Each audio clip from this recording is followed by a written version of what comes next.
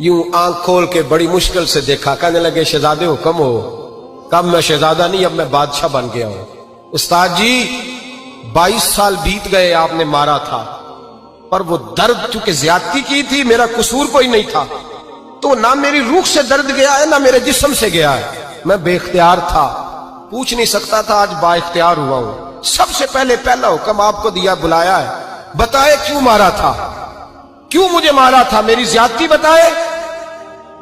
तो उस्ताद, बूढ़े उस्ताद की आंखें आंसुओं से भर गईं।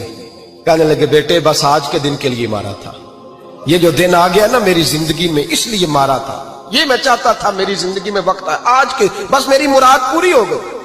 कहा साहब किस लिए, मुझे भी समझाए। आप फरमाने लगे कितनी देर हो गई तुझे मार खाए हुए, कितना जमाना बीत गया। कहने लगा 22 साल। फरमाया जख्म भूले तो नहीं, दर्द खत्म तो नहीं हुई, तुम्हें